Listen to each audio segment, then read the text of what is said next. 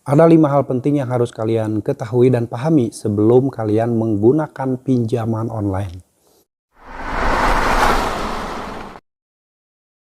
Assalamualaikum warahmatullahi wabarakatuh. Selamat siang teman-teman semuanya. Apa kabar Anda di siang hari ini? Saya harap kalian masih dalam keadaan sehat walafiat dan selalu dalam lindungan Allah Subhanahu wa taala. Amin ya rabbal alamin. Nah, kali ini saya akan bahas tentang 5 hal penting yang harus kalian pahami, yang harus kalian ketahui sebelum menggunakan pinjaman online. Karena saya yakin banyak orang di luar sana ketika meminjam uang di pinjol itu tanpa memikirkan sebab akibatnya, tanpa memikirkan sesuatu yang nanti mungkin akan kalian alami tanpa diprediksi sebelumnya. Nah, di video kali ini saya akan sampaikan 5 hal penting yang harus kalian pahami dulu sebelum menggunakan pinjaman online. Jadi buat teman-teman yang mungkin penasaran, silahkan disimak videonya sampai selesai. Mudah-mudahan apa yang saya sampaikan ini ada manfaatnya buat teman-teman semuanya. Dan mudah-mudahan bisa menjadi pencerahan agar kalian jangan sampai terjebak lagi pinjam uang di pinjaman online. Tapi sebelum saya bahas lebih lanjut, saya ucapkan terima kasih banyak buat teman-teman yang sampai saat ini masih selalu setia mensupport channel ini dan selalu menantikan setiap video yang saya publikasikan hampir setiap harinya. Saya doakan semoga kalian dimudahkan rezekinya dan diberi keberkahan hidup oleh Allah Subhanahu wa taala. Amin ya rabbal alamin. Oke, mengenai 5 hal penting yang harus kalian ketahui sebelum kalian menggunakan pinjol, karena ini banyak sekali diabaikan atau mungkin terabaikan. Karena saya yakin orang-orang yang meminjam uang di pinjol itu kadang tidak mikir dulu nanti akibatnya akan seperti apa. Jadi kebanyakan mereka itu langsung mengajukan pinjaman atau menginstal aplikasi tanpa memperhitungkan apa-apa yang akan terjadi. Itu kebanyakan terjadi ya teman-teman, sehingga mereka saat sudah memasuki dunia pinjol, mereka tidak bisa keluar dari jeratan utang pinjol dan akhirnya banyak yang terjebak gali lubang, tutup lubang. Dan ini jangan sampai terjadi pada teman-teman semuanya.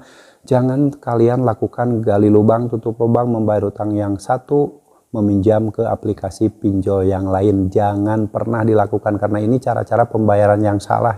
Sudah beratus-ratus kali saya sampaikan, ketika kita pinjam uang di pinjol, jangan membuat hutang baru untuk melunasi hutang yang sebelumnya atau gali lubang tutup lubang. Jangan pernah dilakukan.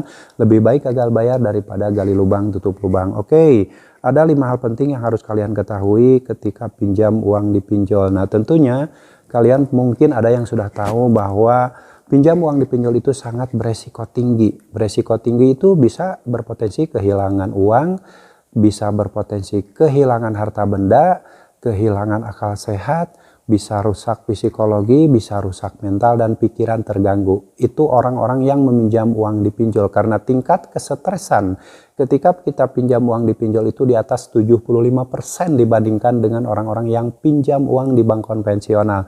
Ini fakta yang terjadi yang sesungguhnya teman-teman, yang mungkin sampai saat ini kalian belum mengetahuinya dan ada yang belum pernah mengalaminya. Jadi orang-orang yang sudah pinjam uang di pinjol sampai merawat 1 tahun 2 tahun utang pinjol tersebut akan mengalami yang namanya tingkat kesetresan di atas 75%. Oke. 5 hal penting yang harus kalian ketahui itu, yang pertama adalah, sorry ini aduh silau.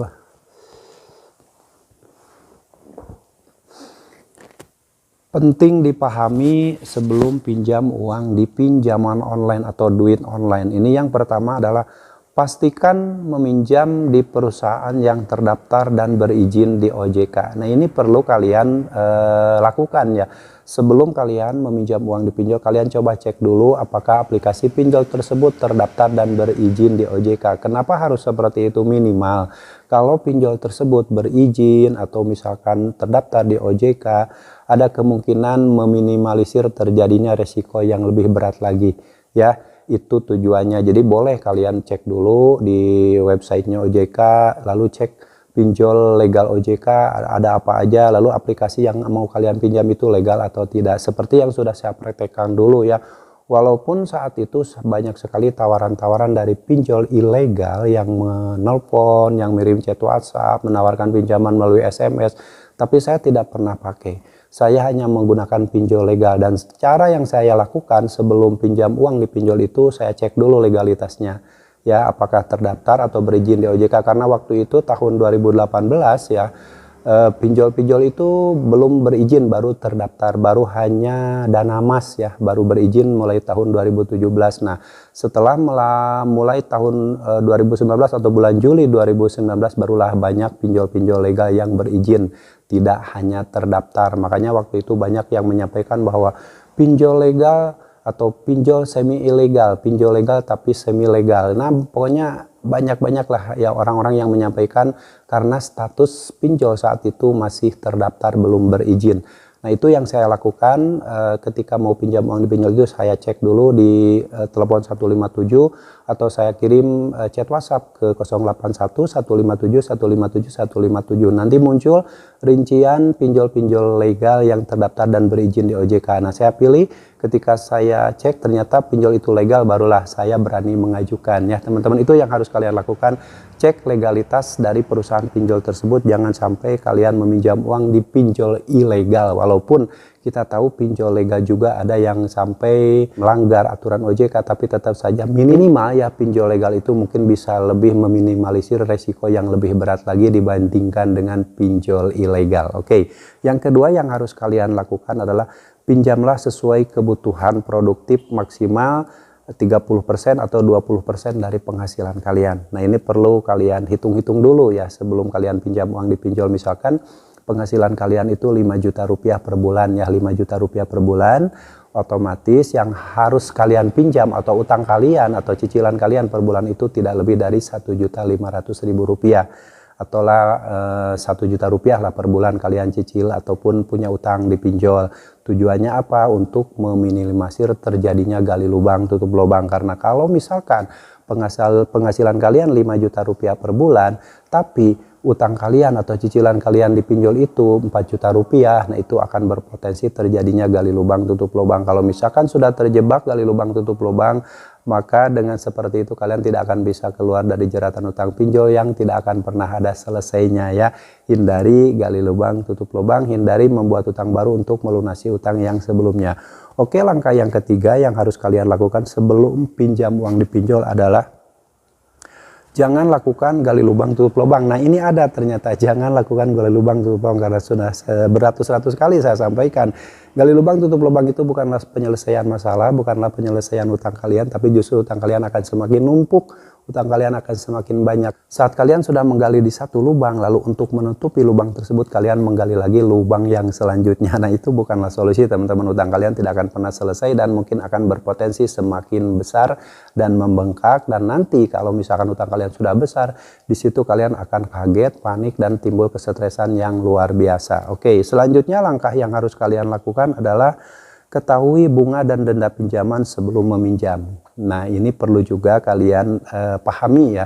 Ketika kita pinjam uang di pinjol, setelah menginstal aplikasi, mengajukan data-data, setelah diverifikasi dan disetujui data-data kita, maka akan muncul limit ya, limit pinjaman. Misalkan jumlah limit pinjaman itu 2 juta rupiah.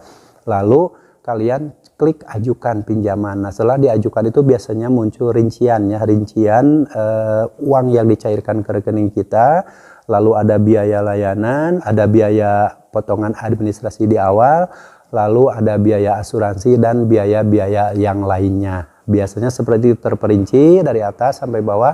Nah, nanti uang yang akan kalian terima itu berapa, lalu nanti kalian juga harus mengembalikan berapa nominalnya. Itu biasanya ada sebelum kita mengklik menyetujui. Nah, makanya hati-hati saat kalian mengajukan pinjaman lalu rincian utang kalian ternyata tidak masuk akal. Misalkan kalian pinjam 1 juta rupiah, lalu yang cair ke rekening kalian itu hanya 650.000, lalu ada biaya layanan, biaya potongan administrasi di awal, biaya asuransi dan lain-lain. Nah, jika hal itu terjadi sebaiknya kalian jangan diteruskan pinjamnya, karena percuma kan kalian pinjam 1 juta tapi yang kalian terima hanya 650.000, itu kan potongan administrasinya sangat besar sekali. Jadi kalian harus waspada, tetap harus menghitung dulu apa jumlah berapa yang kalian terima, lalu jumlah yang dikembalikan harus berapa. Karena yang saya alami, yang saya tahu itu ketika kita pinjam uang 1 juta itu dulu saya yang dicairkan ke rekening saya itu 723.000. Sementara 14 hari kemudian sejak pencairan dana saya harus mengembalikan 1.140.000. Itu kan waktu yang sangat singkat, lalu bunganya yang cukup besar ya, potongan administrasi yang cukup besar. Makanya berhati-hati sebelum kalian pinjam uang di pinjol, cobalah hitung dulu ataupun kalian pertimbangkan dulu, nanti takutnya kalian terjebak dalam utang yang tidak akan pernah bisa diselesaikan. Oke, itulah, ketahui bunga dan denda pinjaman sebelum meminjam, itu seperti itulah.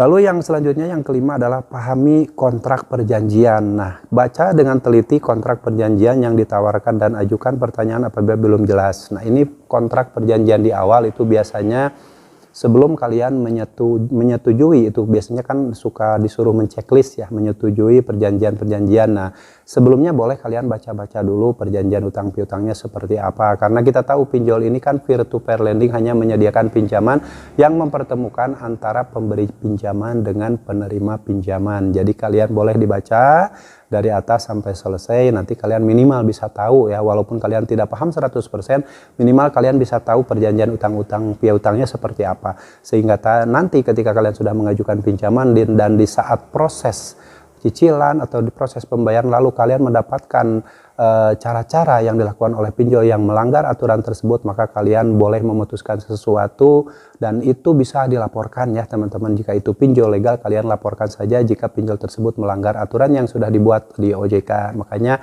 membaca perjanjian-perjanjian di awal saat kita pinjam uang di pinjol itu diperlukan. Walaupun saya tahu mungkin banyak orang yang malas boro-boro bayar, boro-boro baca perjanjian utang piutang gitu kan, mending saya cepat dapat duit.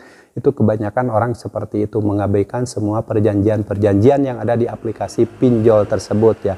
Kebanyakan saat sudah mengajukan data-data muncul limit, langsung klik ajukan, nggak diperiksa dulu, nggak dicek dulu, langsung aja diajukan pinjaman, sehingga saat uang ditransfer ternyata setengahnya dari yang kita ajukan dan kaget, wah kenapa ini saya pinjam 1 juta yang cair 650.000. Nah, itu banyak yang seperti itu. Makanya saya hanya menyarankan untuk lebih teliti saja, dibaca-baca dulu aturan-aturannya, lalu kalian cek dulu saat sebelum kalian ajukan itu yang kalian terima uangnya berapa, lalu yang harus dikembalikan juga berapa, dan tenornya berapa lama. Itu yang harus kalian perhatikan untuk menghindari resiko terjadinya kredit macet dan mungkin kalian akan kesulitan melakukan pembayaran. Oke teman-teman, itu adalah 5 hal penting yang harus kalian ketahui ketika kalian meminjam uang di pinjaman online, karena pinjol ini kita tahu banyak jebakannya, seperti iklan-iklan pinjol yang bertebaran di luaran sana di berbagai platform media sosial yang isinya kebanyakan menipu ya, seperti limit pinjaman 80 juta.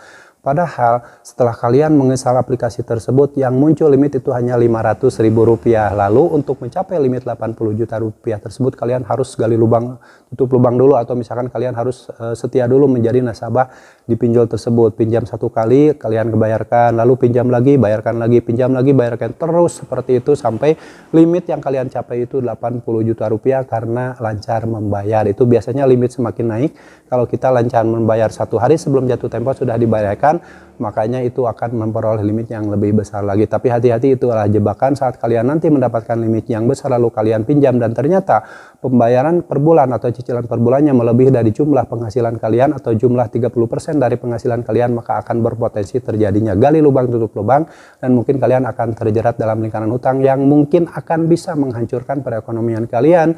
Akhirnya bisa berpotensi kehilangan uang, kehilangan harta benda, kehilangan akal sehat, kehancur mental, hancur psikologi, dan pikiran terganggu. Itu fakta orang-orang yang meminjam uang di pinjol yang sudah berusaha untuk merawatnya dan terjebak gali lubang tutup lubang. Beda lagi dengan orang-orang yang hanya meminjam uang di pinjol itu 1 bulan dibayarkan lalu tidak minjol lagi. Itu lebih baik ya, kalian pinjam uang di pinjol saat darurat, setelah dibayarkan jangan coba-coba pinjam lagi agar kalian tidak berpotensi untuk terjerat hutang yang semakin besar. Tapi ini hal-hal yang sangat sulit, karena saya tahu orang-orang yang sudah meminjam uang di pinjol, persyaratan mudah, pencairan cepat, sehingga ada efek ketagihan saat sudah dibayarkan lunas dan muncul limit yang semakin besar lalu akan meminjam lagi. Itu karena ada efek ketagihan. Selain efek ketagihan tersebut, ada juga orang-orang yang sudah lancar berbayar, terus-terusan ditelepon, dihubungi untuk meminjam lagi, diolok lah istilah bahasa Sundanya mah, terus-terusan dihubungi, dikasih tawaran diskon dan lain-lain, sehingga walaupun orang yang meniatkan untuk tidak meminjam uang di pinjol lagi akhirnya meminjam lagi karena ditawari iming-iming kemudahan dan iming-iming diskon tadi. Hati-hati saja, itu adalah sebuah jebakan yang bisa berpotensi kalian terjebak hutang yang semakin besar. Oke teman-teman, mudah-mudahan yang saya sampaikan ini ada manfaatnya, mudah-mudahan menjadi pencerahan buat teman-teman semuanya agar tetap berhati-hati ketika kalian meminjam uang di pinjol. Jangan asal ajukan saja, kalian harus baca dulu dengan teliti agar kalian tidak terjebak dalam lingkaran hutang yang mungkin nantinya tidak akan pernah bisa ada selesainya. Oke, yang pasti buat teman-teman harus tetap semangat perjuangkan masa depan kalian, perjuangkan masa depan keluarga kalian, dan jangan pernah lagi memperjuangkan pinjaman online. Sampai jumpa lagi di video saya selanjutnya. Wassalamualaikum warahmatullahi wabarakatuh.